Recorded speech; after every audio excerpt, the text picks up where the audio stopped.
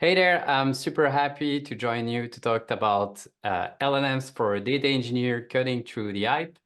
This is part of a series that I'm actually doing on my YouTube channel and my newsletter, but we only have 10 minutes, so let's get into it. So quickly about me, that cap dudes, I'm a data engineer for almost a decade now. I'm a developer advocate at MotherDuck, the DuckDB serverless analytics platform. And by now, I also create content on YouTube, LinkedIn, and Substack. And this is a beautiful picture, GDPR compliant, of my family. And yes, I have too many caps if you've been asking yourself.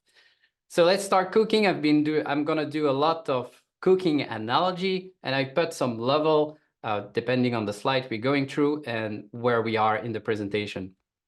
So why first this talk? Well, we have a lot of end consumer content about LLMs, everything related to ChatGPT, DALL-E, and we have a lot of research paper. There is news about models, framework every week, and it's really hard to keep up. But actually, there is a gap in between about software engineering, data engineering, basically, the pragmatic folks for end-to-end use case. So that's where this talk is all about.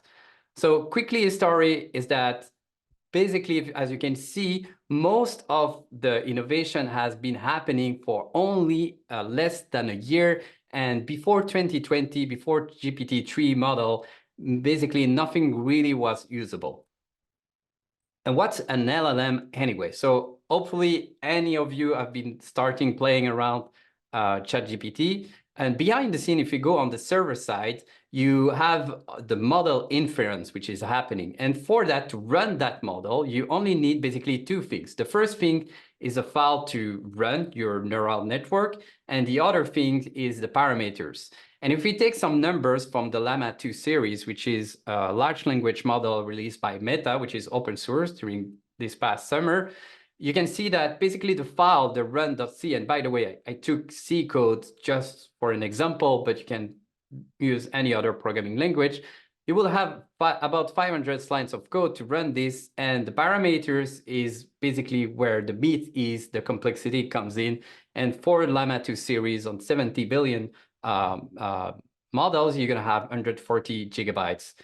And with only that, you can run basically the model on your laptop. So what are the parameters anyway? So they are the internal settings of the model. So basically, if you start cooking, that's your recipe. That's what ingredient and how you're going to cook things out. And it's also a reference on how good the model is. So that's why people have been crazy when a new model is coming in and there is more parameters. But bigger is actually not always better. And we've seen lately with some model like Mistral OpenOrca that has been beating some, outperforming some larger models. And so how are those parameters calculated anyway? You have basically, you need a GPU cluster in quite a lot, as you can see with the numbers of Llama 2, around 6,000 GPUs that you were gonna run for like 12 days, and that will cost you around $2 million. And you feed basically a chunk of text internet, which is about 10 terabytes of data. So this operation, which is the model pre-training compared to the inference that we just saw, is really cost heavy, and companies will usually run it maybe once a year, but that's where you're gonna get the parameters after this training. So LLMs in a nutshell, you have a couple of parameters I would say, a definition on how you can think of an LLM. There is the context window in token, which basically gives you the limit of the input text that you can get and the output text response of your LLMs. So for example, for ChatGPT 4, it's 128K. You can think of a token. It's not really exactly a word because it can be a punctuation, a syllab, but you can say that one word is equal 1.5 token. And then you have also the number of parameters, as we just discussed. The more easily the parameters you have, the better the model is going to perform. And then you have the licensing, which is a really important factor of the LLM. It's not because it's open source that you are allowed for commercial usage. So be sure to check that out. So at the end, an LLM is also kind of a black box, and we don't fully understand how all those parameters are working together. We understand the overall architecture and how it's is being trained, but we mostly basically measure behavior by evaluating the input and the output of the LLMs. And I'll give you a framework how to do that right after, in a few slides after. So basically, it's like you get a pre-made dish and you're ready to cook. That's your model. So prompt engineering is the first level. And if you have a chef and you say, I want the spicy soup to be cooked, that's quite basically not really clear, and you can be surprised with what you receive. And here's another example where we spend a bit more time on the prompt, and we say, I'd like a spicy soup with a tomato base, garnished with basil, and no dairy. And so rather than tune or train the model, you can trick it to be smarter. We understand the in-context method, and it's kind of the beginning of making the modern model learn a new thing. I put you 2 papers that I would recommend you to read, but basically for data engineer, there is a few use cases. First, the text to SQL, you probably have used already, saying you just use relatively text and it generates a SQL for you. Fixing on improving SQLs, and then there is really the code assistant in other programming language. API code generator, I use that a lot if I need to fetch data from an API without reading the documentation. Even if it's not up to date, it gives me, I would say, the rough structure of the endpoints, and then generates mock data for testing.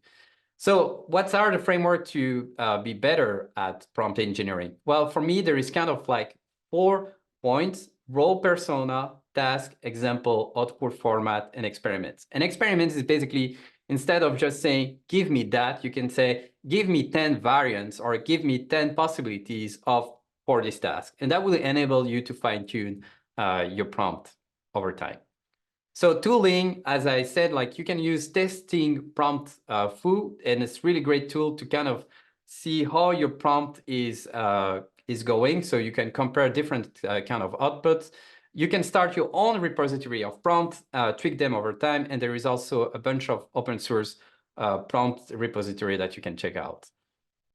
So a programmatic usage of LLMs API is kind of the level 2. So instead of manually doing the prompt, here you are using codes, and you can use different kind of API, but also API that's text to audio like 11 Labs or DALL-E. And I did a small project, which is a newsletter, an automated newsletter that basically fetched the data from Reddit, and I create a simple app that will put this data, send it to OpenAPI for some summary. So I take the top post and the top comment to summarize, and then generate a final newsletter. And as you can see here, I have a simple prompt just for the subtitle. You're a creative assistant for an engaging subtitle. I give in an example. That's the TLDR style. I want this subtitle. Use a one-line structure. So that's where you can see how far you can go with some prompts. And then after, the next level is basically the retrieval augmented generation. And here, basically, we're trying to fixing the limitation of LLM. No up-to-date data, no source mention, and hallucination kind of. But basically, the goal is to store your data in a specific place, a vector database, for example. And so instead of like querying directly the large language model, it's going to first fetch the relevant information, combine them with your query, and then generate the response. And so tooling, yeah, there is a couple of tooling for RAG, but it's important to know to understand that those tools are still early, and just use what works for you. A couple of things to run the models locally. So that's like Olama. It's kind of Docker, but for LLMs, and it's kind of the first step to start playing with some LLMs locally, and then fine-tune, spend some time on fine-tuning your model. That's a complexity further, where basically you're going to feed a certain text, train the model, and gain a fine-tuned model. This is more complex, this is more expensive, but that's basically the next phase after building your own RAG. I put some extra resource over there if you want to check out, or the LLM series I'm doing on my YouTube channel. This is the takeaway. As a data engineer, software engineer, you have a unique edge to start building AI application. You can understand first the components, start with prompt engineering, then build pipelines with the LLMs API, building your own RAG, and then finally fine-tuning models. Thank you.